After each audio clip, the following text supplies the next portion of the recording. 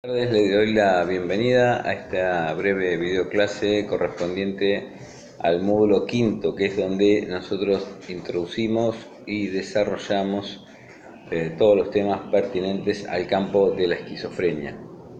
Bueno, en este sentido es al mismo tiempo el inicio de lo que llamamos la segunda parte del curso, cuando pasamos de un modelo que yo llamo general o una teoría general o modelo general de trabajo del acompañamiento terapéutico a la parte del curso donde esta teoría general tiene que aplicarse a campos clínicos específicos. Entonces cada uno de estos campos clínicos que a partir de ahora van a ver desarrollar, algunos de ellos que ya están leyendo, como el de las adicciones, eh, y este primero, que es el de trastorno de esquizofrenia, tienen que ver no con la pretensión de ser exhaustivos en la presentación de campos de incumbencia, sino presentar modelos de aplicación de una teoría general del acompañamiento terapéutico y, secundariamente, alguna característica particular de cada uno de estos campos que nos sirva para seguir pensando en general el acompañamiento terapéutico. Entonces, aquí en particular, el campo de la esquizofrenia tiene su razón de incluirse en estos ejemplos que tomamos como aplicación de un modelo de trabajo, en alguna medida porque es una relación ya tradicional, de las más tradicionales junto con las adicciones, la del acompañamiento con el campo de las llamadas psicosis. De hecho, en el módulo, en el DSM-4, que es la descripción diagnóstica que nosotros estamos trabajando, el manual inmediatamente anterior al actual, se habla de trastorno, esquizofrenia y otros trastornos psicóticos. Pensemos que en el DSM-5 ya esta categoría se modifica por la de trastorno del espectro de la esquizofrenia. Lo que planteamos nosotros en estas clases refleja muy bien este cambio en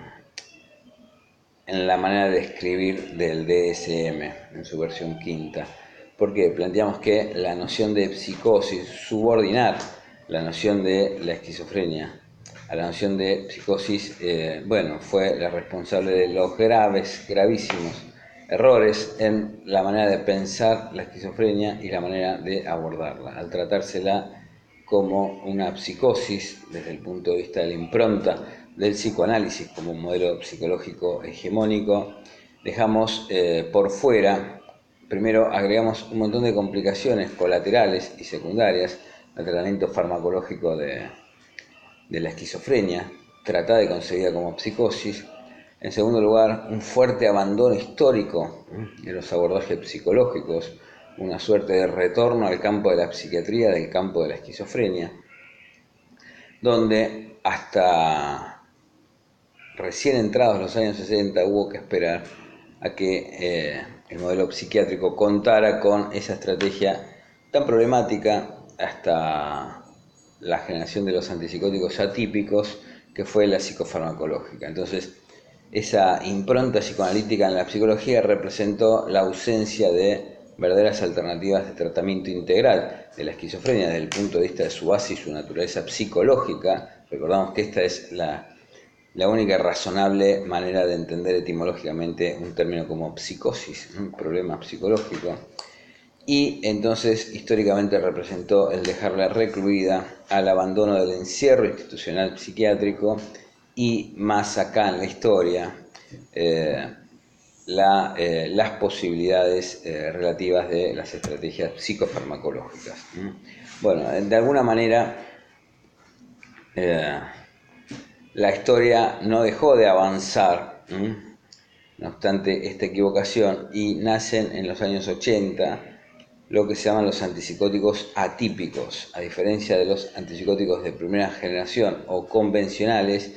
se reduce significativamente los efectos secundarios, entonces se elimina la noción de cóctel farmacológico. Lo que van a leer ustedes en las clases, que hasta la aparición de los antipsicóticos atípicos, la esquizofrenia no se recuperaba porque principalmente el tratamiento farmacológico era tan devastador y tan irrealizable en sus objetivos, que no podía esperarse otra cosa que el empeoramiento o la cronificación del cuadro. Principalmente esas dificultades del tratamiento farmacológico convencional eran los efectos secundarios. Entre los más conocidos, aquellos que tenían que ver con la acaticia, la irritabilidad, la inquietud y también, por otro lado, los famosos efectos o síntomas parkinsonianos o conocidos también como síntomas extrapiramidales, producidos como efecto secundario indeseado pero necesario del tratamiento farmacológico. Entonces esto conducía a tener que medicar además al paciente como un paciente con síntomas de Parkinson inducido, lo que generaba un círculo vicioso entre la subida y la bajada de la dopamina, disparando permanentemente brotes o sintomatología positiva que se volvían a compensar, que volvían a traer desórdenes en los movimientos, distonías, contracturas, que volvían a medicarse y que volvían entonces a disparar síntomas psicóticos. Por otro lado, la acaticia lo que provocaba era una fuerte dependencia a los ansiolíticos, calmantes o hipnóticos sedantes del grupo de las benzodiazepinas. Lo que sabemos ya, venimos de trabajar el módulo 4, que las benzodiazepinas son de las estrategias farmacológicas más adictivas. Entonces pronto teníamos un paciente con esquizofrenia, parkinsoniano y dependiente de ansiolíticos y calmantes. La situación era poco provechosa, entonces la primera conclusión que sacamos para nuestro modelo general de trabajo es: las enfermedades no pueden estimarse si son curables o no curables, independientemente del tratamiento que llevamos adelante. En el campo de la esquizofrenia tenemos un buen ejemplo de un modelo psicológico psicoanalítico equivocado que convertía la comprensión de la naturaleza del problema en algo oscuro, difícil de resolver, porque era mirado desde la exclusividad de una sola contribución o aporte psicoterapéutico, que era el psicoanálisis. Entonces lo que no era psicoanalizable o psicoanalizable con probabilidad importante de éxito se convertía en difícil, incurable, grave, y históricamente terminaba representando exclusión, maltrato y vulneración de derechos. En este sentido, lo que tenemos que revisar es si el modelo cognitivo comportamental no provee, y lo que plantea nuestra clase es que sí lo hace, no provee un modelo que permite entonces una intervención psicológica, no abandonar de la psicología a la esquizofrenia,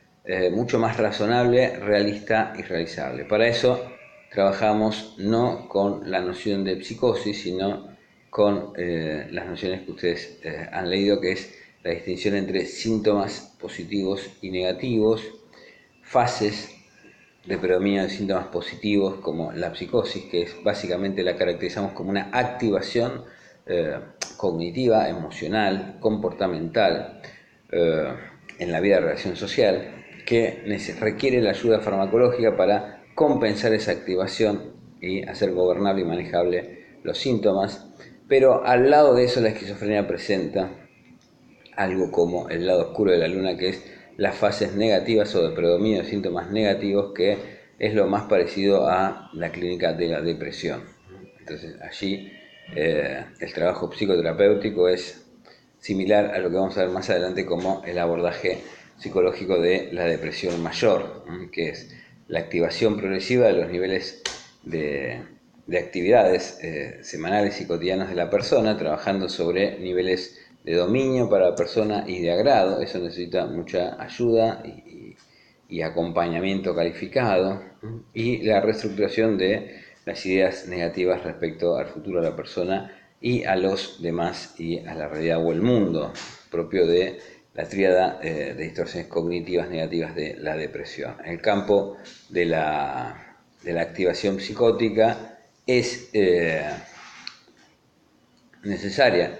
la compensación química, pero no es suficiente. Entonces, el modelo cognitivo comportamental también sirve de base para desarrollar estrategias de afrontamiento de lo que en nuestro modelo llamamos las competencias básicas. Una persona que sufre de esquizofrenia, tanto en sus fases positivas como negativas, va a tener que afrontar con ayuda calificada las exigencias que se le presentan en el área de los vínculos, las relaciones sociales, los estilos de comunicación, el control de impulsos, la regulación emocional, la evitación de experiencias, la fusión cognitiva, la necesidad de la reestructuración cognitiva y difusión cognitiva, y el trabajo para un mayor grado de flexibilidad psicológica y emocional permanentemente. Entonces, para ir empezando a aplicar un modelo a campos clínicos, lo que vemos con la esquizofrenia que hay una diferencia enorme entre lo que se sabe de una enfermedad y lo que se dice y se repite y se hace porque se escucha lo que en general se dice y se repite, y la intención nuestra es empezar a trabajar con hacer en función de lo que se sabe, y podemos informarnos y profundizar nosotros en tratamientos basados en evidencia. De alguna manera también el módulo presenta un modelo de trabajo estándar que yo recomiendo, en 4 puntos. El primer punto es la descripción del problema, tomando como base lenguajes generales, internacionales, de consensos que supongan el trabajo interdisciplinario y no semiologías específicas de un campo disciplinar como la semiología psicoanalítica. Entonces ahí es donde presentamos el manual DSM por primera vez en este curso. El otro manual muy utilizado es el CIE. La diferencia es que este último corresponde a las enfermedades médicas en general, y un capítulo está seleccionado para el campo de problemas psicológicos, mientras que el DSM es exclusivamente de